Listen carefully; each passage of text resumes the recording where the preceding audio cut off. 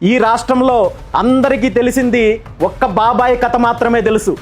నేను మాట్లాడాల్సి వస్తే ఇంకొక బాబాయ్ గురించి మాట్లాడితే మీరందరూ తలలు ఎక్కడ పెట్టుకుంటారో కూడా మీరు ముందే డిసైడ్ చేసుకోవాల్సిన పరిస్థితి వస్తుంది. మీలాగా నేను గాలిలో మాట్లాడను, నేను ఆధారాలతో సహా మాట్లాడతాను. కానీ నేను ఏ ఒక్కరిని ఎప్పుడూ వ్యక్తిగతంగా నేను ఏ రోజు మాట్లాడలేదు. నేను సమస్యలపైనే పోరాటం చేశాను, రాజకీయంగానే పోరాటం చేశాను తప్ప మీలాగా ముసుగులో గుద్దులాట్లు ఇలాంటి నీచమైన రాజకీయాలు నేను చెయ్యలేదు. మీకు చేతనైతే గతంలో మీరిచ్చిన హామీలను నెరవేర్చుకునే దిశగా మీరు ప్రభుత్వాన్ని డిమాండ్ చేయండి, ప్రభుత్వంతో కలిసి పనిచేయండి.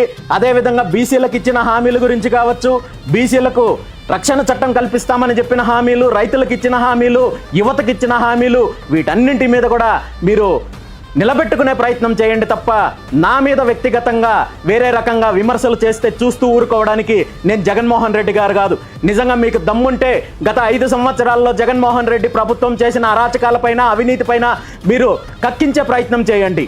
తను చేసిన అవినీతిని వెనక్కి రప్పించే ప్రయత్నం చేయండి. అంతేగాని మీకు అది చేతగాక నా మీద విమర్శలు చేస్తే మాత్రం ఈసారి పరిస్థితులు మరో రకంగా ఉంటాయని చెప్పి ఈ సందర్భంగా తెలియజేస్తున్నాను.